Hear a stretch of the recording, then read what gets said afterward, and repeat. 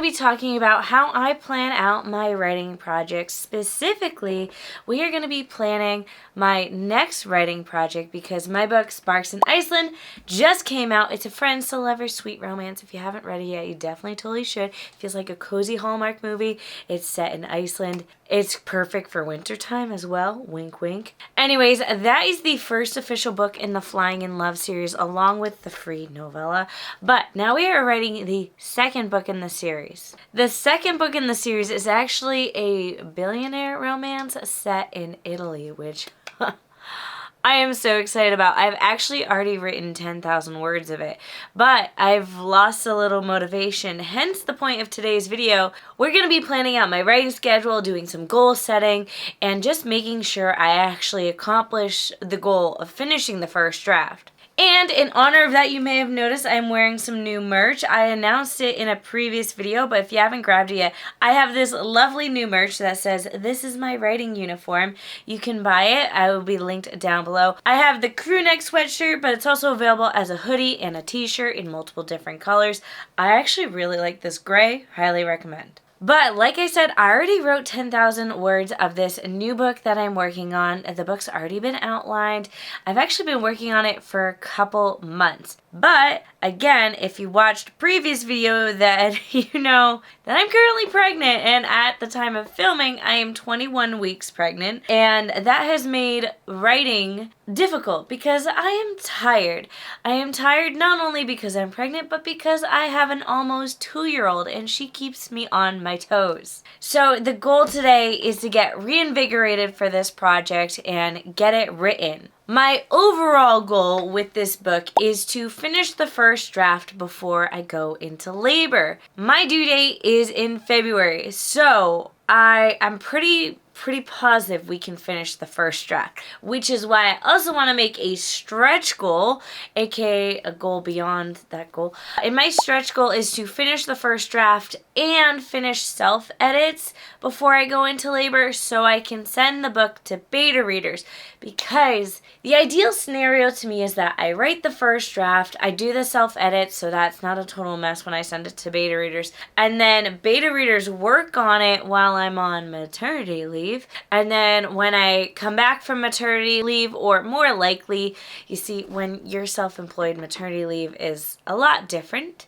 but more likely when I feel some spark of wanting to work on something, that's when I'll start going through beta reader feedback slowly but surely. I just figured this is probably the best timing for everything. So to do my goal setting today, I'm using two different things. I'm using the 2025 planner and the 2026 writing planner.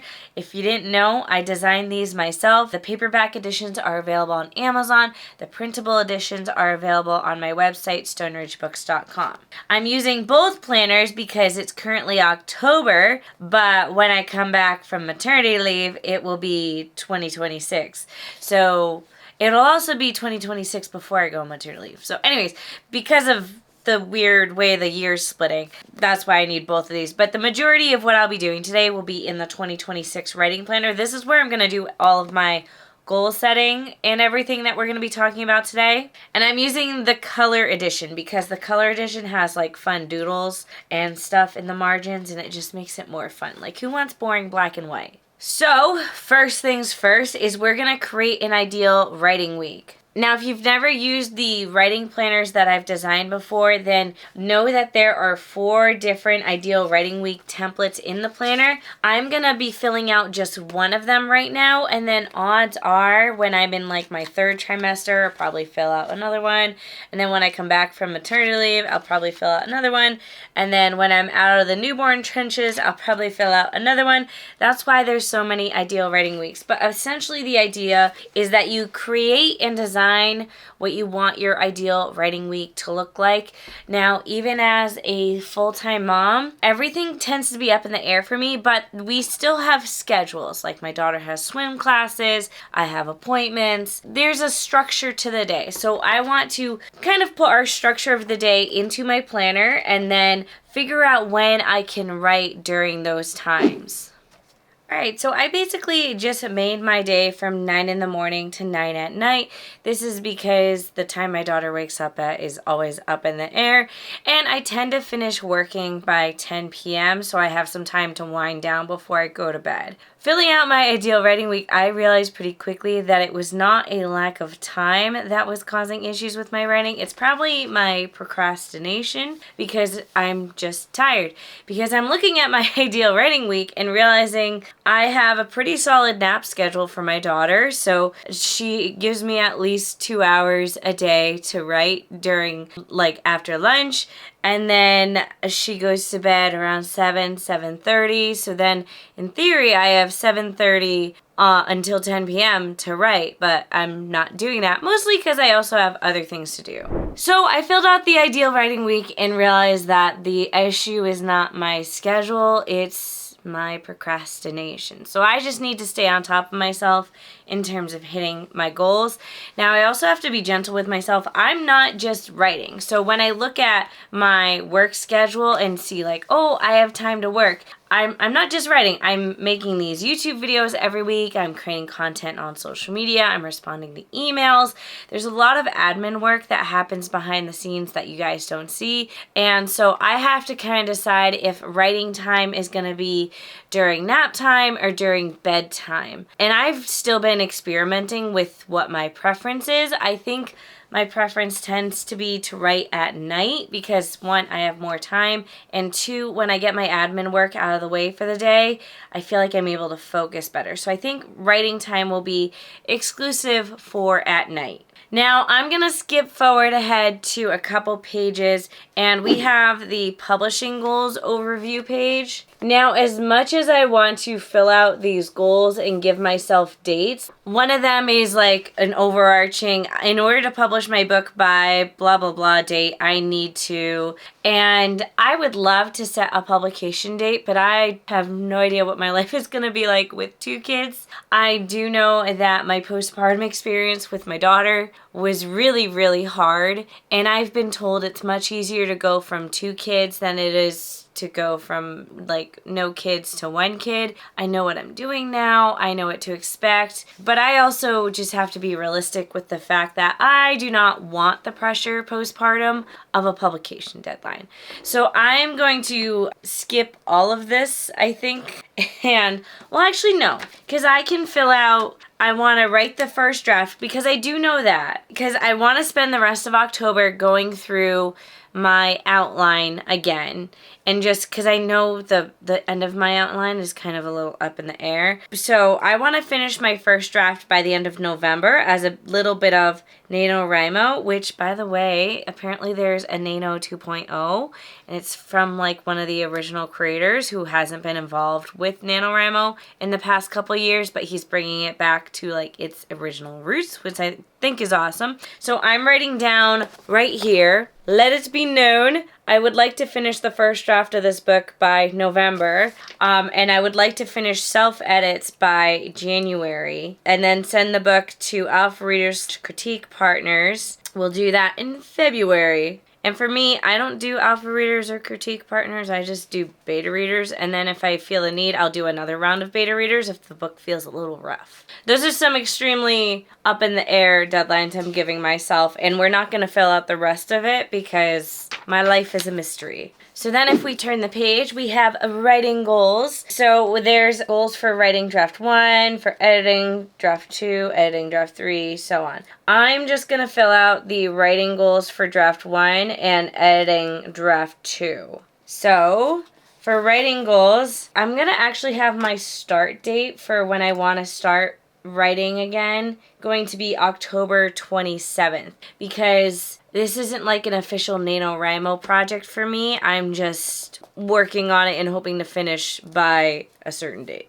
Okay, so right here we have October 27th for when I'm going to start writing draft 1 again. And then I want to finish by November 30th, hopefully. With that said, the next thing I need to do is figure out how many words a day I need to write. My rom-com novels tend to be 60 to 70,000 words. And so I want to hit that goal. We've already written 10,000 words, but I also don't write on the weekends. So now is the part where I need to look at the calendar for October on my 2025 planner. My calendar's a mess. And I need to count what days I actually plan on writing, which is actually a little spot in the planner right here to write that down. So, all right, I'm going to say 25 because towards the end of November, Thanksgiving is happening, but I'm also going on a writing retreat in November. So I feel like 25 is an okay amount. So 25, and we're going to say divided by 60,000 words, because like I said, I already wrote 10,000 words. So 60,000 divided by 25 means I need to write 2,400 words a day. Okay, we're going to write down our stats. Ay. I'm going to be honest, that could be extremely difficult. So I think I might need to write on the weekends if I actually want to finish this by the end of November. Either that or start writing next week and skip doing the outline. So I'm going to leave this as is with my 2,400 words a day goal. And we're going to adjust that goal as we see fit. For editing draft 2, I really want to fill out this section for editing draft 2, but I think I'm going to leave it blank because I have a feeling I'm not going to finish by November 30th, and I might be finishing closer to mid-December, which is fine. So we're just going to not fill that out yet. Anyways, let's skip ahead a few pages. Milestone tracking page. You just write down the dates you hit certain goals. I need to look back at my calendar to figure out when I've already hit some of these goals because like I said, I'm up to 10,000 words. And now we're going to have our little progress chart. So this one, I'll let you guys see me fill it out. So this is meant to look like a bar graph. So essentially these lines are what you write, whatever you're tracking your progress of, and then these boxes you color in as you hit those goals. So this section over here is for writing goals. This section over here is for publishing goals. So I'm going to write in, because I like to see things filled out since I've already started this project, I'm writing in outline, and then I'm going to write in re-outline, which I'm going to do next week. And then some other little milestones that we've hit. I'm just going to write in the number, but whenever you see a number, that's word count. So 5,000 words, 10,000 words, 15. I'm just putting in as many milestones in here as I can so it can feel extra satisfying when I hit them. Okay, so I have milestones up until you hit 70,000 words in the novel. And now I'm going to color in what I've already hit. So I've already outlined the book. I'm going to re-outline it next week, like I said. So I'm going to skip that, which you shouldn't do on a progress chart, but here we are. And then I'm going to color in the other two. And next time I color in, I'll probably use a different color because I feel like it's fun to have the color change as you fill in your progress chart, because then you can see when you hit it different dates. So that was the 2026 writing planner. Let's go into my 2025 planner. This is the planner I've been using this year just to keep track of my life. And we're going to jump to the November dashboard, which is right here, which I haven't filled out yet because at the time of filming, it's actually mid-October as I'm filming this, even though you guys are going to see it probably in November. So I like to fill out the monthly dashboard every month, and I just fill out what my goals are. And then I have this cool monthly review. So my goal for the month of November is finish draft 1. Woohoo! Let's see if we can do it. Now the monthly review, I'm not going to fill this out yet because this is something you do as you start the new month. So like I said, it's mid-October, so I don't want to fill this out. But basically, what I would do at the end of October or beginning of November is I say to myself, what worked in the month of October? And I write down what worked. What didn't work in the month of October? And I write that down. And how I plan to change, and I write that down. This is actually something I go over every month with YouTube members in my monthly live stream, where I talk with you guys about what I'm working on behind the scenes. So if you want to see me go over this, obviously I haven't done it yet and I'm not going to do it today because it's mid-October, but if you want to see this in action, make sure to join as a YouTube member. There's replays of my member live streams available, or you can join a future one live. And then over here we have the habit tracker. Again, I'm not going to fill this out yet because it's not quite time, but some of the habits I've been trying to track are like working out every day or almost every day, going for a walk almost every day, reading. This is more just like self-care when it comes to habit tracking, but for the month of November, I'm definitely going to put in write. And it doesn't matter how many words. I'm going to give myself permission for that. Even though I said I want to write 2,400 words during my writing days to hit my goals, I'm just going to be happy with anything. And then so basically you write your habit you want to track on this line, and then you color it in with the corresponding date over here.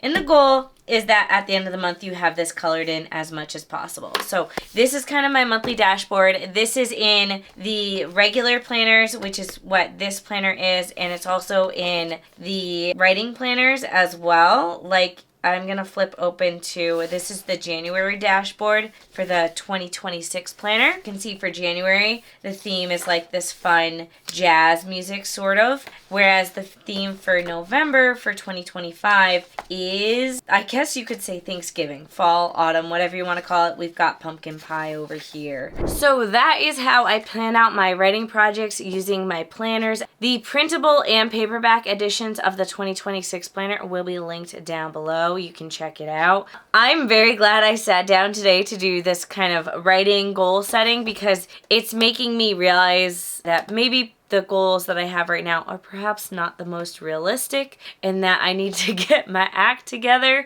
if I want to write 2,400 words a day. I don't think my goals are wildly out of reach. I just think that maybe I'll end up finishing mid-December rather than by the end of November, which is fine because I still think even if I finish mid-December that I should be able to send the book to beta readers before I go into labor. You know what? I can send it to them after I've gone into labor too. Like, we'll see. We'll see. If there's anything fun that you guys do to kind of motivate yourself when it comes to writing, let me know in the comments down below, because I could use the motivation, because I know the farther along in my pregnancy I get, the more tired I'm gonna get. But I want to keep the ball rolling for as long as I can. I know last time when I was like a month or two out from going into labor, the motivation levels were 0. So again, the overall goal is just to finish the first draft, but if I can do self-edits before I go into labor as well, that would be lovely. But I have to go easy on myself